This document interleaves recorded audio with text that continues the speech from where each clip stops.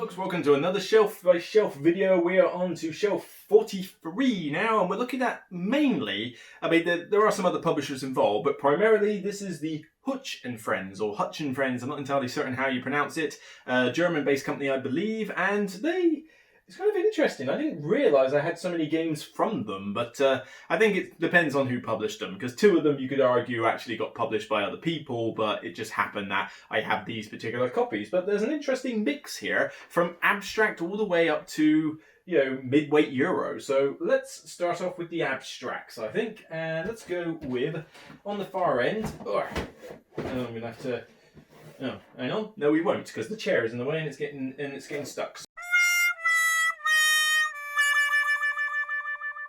So let's start on this end. Camisado Max. Now, who cares about the Max? The Max basically is just some extra rules that you can use to play the game with, where you upgrade towers. Nobody plays it. I think the only reason it's in the game is because I think the designer wanted a different way to play with his kid. But Camisado is just a straight up abstract strategy game, but it is such a good one and so simple. With this, you've got this kind of like almost like chess-like board, but all these different colours on there. And you have these really nice looking, like well-produced towers with the colour symbol on top in the row at your starting point, a bit like how pawns are set up on a chessboard. And with this, you move a tower forward, either diagonally or straight on, but never backwards, never to the side.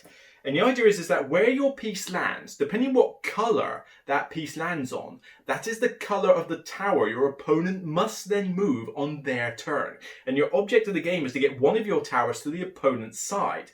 That is it. That is the rules. But my God, is this one of the most tense abstract games I've ever played. I mean, you know that as soon as you make a mistake, your fault.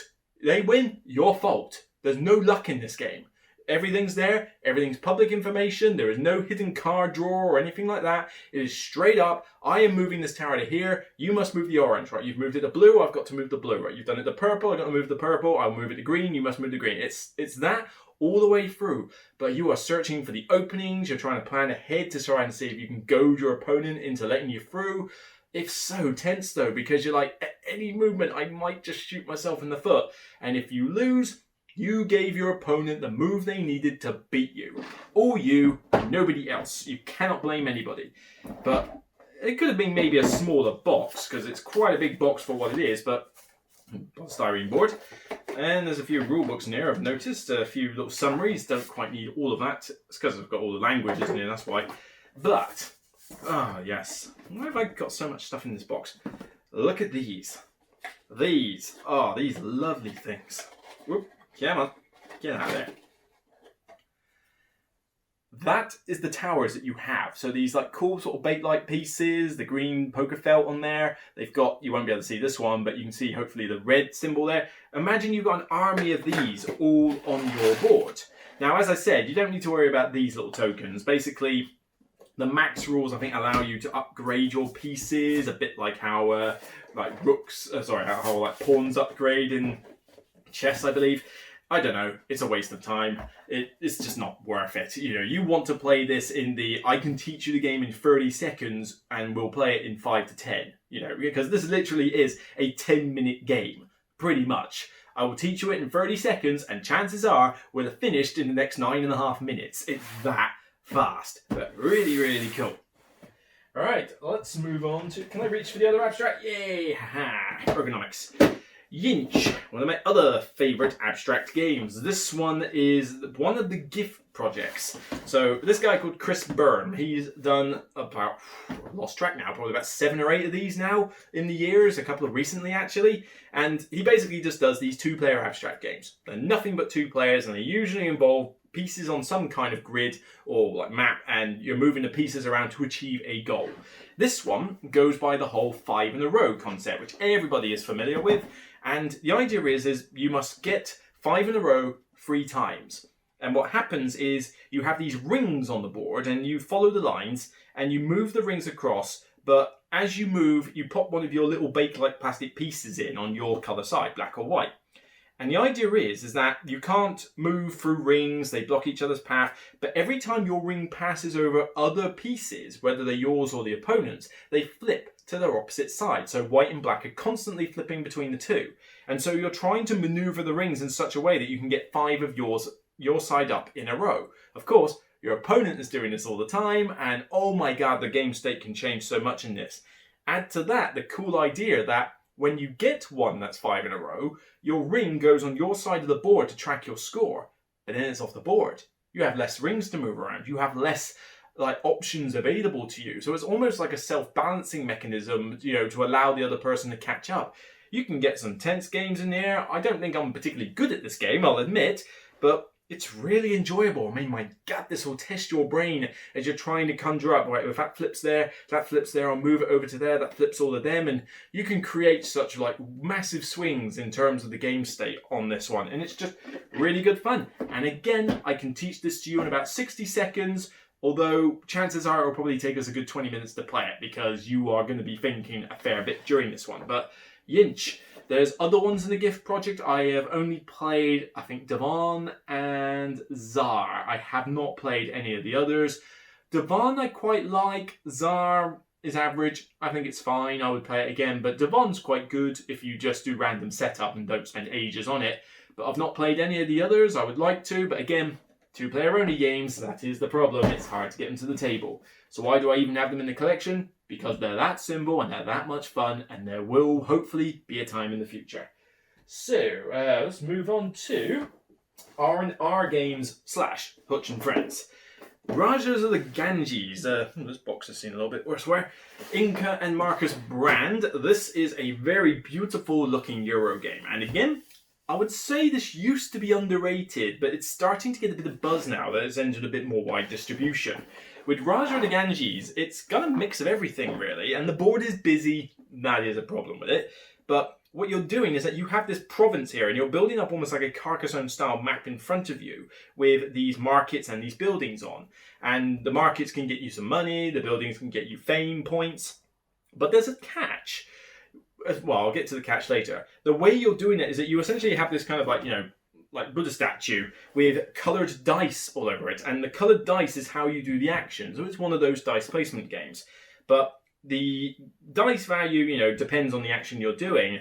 But they're different colours as well. And the colours correspond to some of the buildings that you've got, like the markets you can trigger, or the cost of the tiles themselves have to be bought with certain colour dice. So you have to exchange colours from time to time.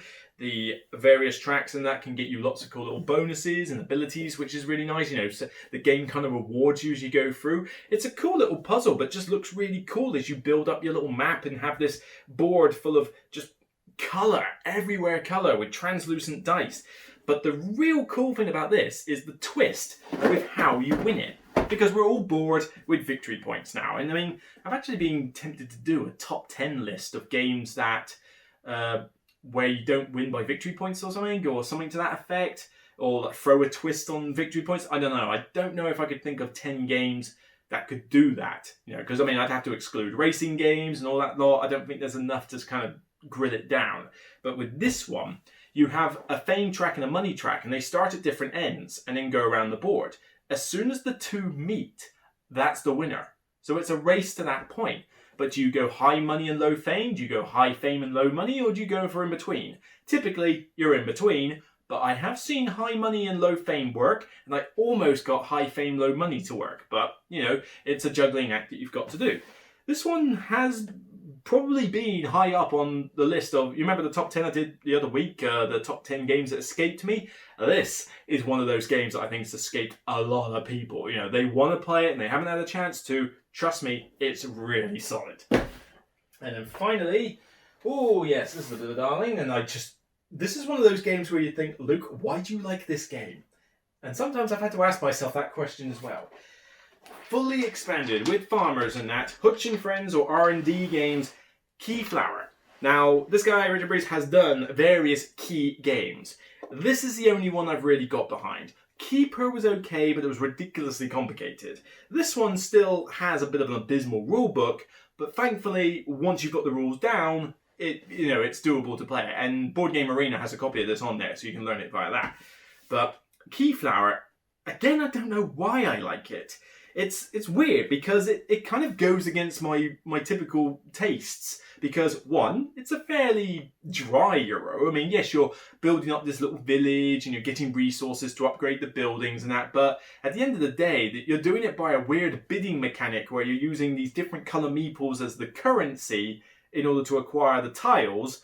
And then the resources go into the buildings, but it doesn't really correspond to the buildings as to how you upgrade things. And the theme is kind of not really there, but it's just a nice setting.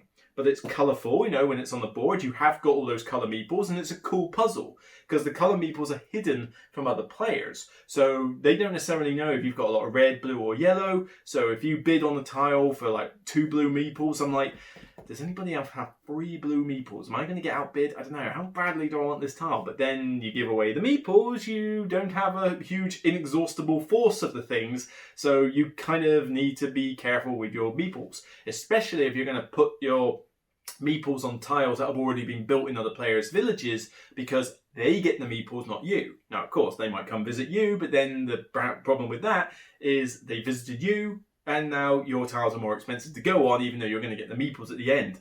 There's a lot of stuff that comes from this, and my god, people can screw you over right royally in this game, but it tends to happen across everybody. But it's weird. I like the puzzle. I think I get immersed in the theme of building that village, even though the theme isn't really there. Although when you throw in farmers, you do get to have pigs and sheep and that, which is really cool. But it's just odd. It's a bidding game. Again, I'm not usually the biggest fan of like bidding games, but this one feels like all the choices are meaningful. There's a good amount of interaction in this game because you're going to each other's villages. Maybe that's a thing. This is not a multiplayer solitaire Euro by any means. You are interacting directly with players. And this is also one of those few Euro games where I can go, we have 6 players, do we? Keyflower? It's weird. This actually works good at every player count. I've played it with 2 to 6, and I've had a good time with all those counts. But 5 and 6, I'm perfectly happy to play this game. It just seems to work. Yes, there might be a bit of downtime before your turn, but the interaction with the players just seems to work very nicely with the whole 5 to 6 player thing. So as much as, do I dare turn it over because the insert is kind of bulging, but you know, it's just really cool where you've got the colour meeples to bid on the tiles, but then each player has their own little village. They've made it themselves, very, you know, different paths to victory. Most of them pretty valid, actually. I mean, I have won this game using all sorts of different methods, and you don't even know necessarily what some end game bonus scoring stuff is going to be until the last round. So there's some really interesting mechanics in here. Bit of a dog's ear to learn. The rule books have never been Richard Breese's strong point. Sorry, mate, but just the way it is. And I haven't necessarily gone through the other key games as a result, but Keyflower has just kind of stuck with me. I like it on Board Game Arena. I like it in its full version with, I believe, broken token insert and everything. Yep, broken token insert, all the tiles and that. Nicely organised. I think this will be sticking around for quite some time. Whew. Right, that was shelf 43. Have I got time for one more today? I don't know, we'll have to see. But shelf 44 is entirely now yellow games. It wasn't originally, but I've had to do a bit of a shift around recently. And yeah, there's one new addition in there, actually. If I'd done this video any later, you wouldn't have had this game on the shelf. So consider that a bonus. But yeah, 5 really fun yellow games to come. So I'll see you then. Take care, stay safe, and just keep enjoying and watching the show.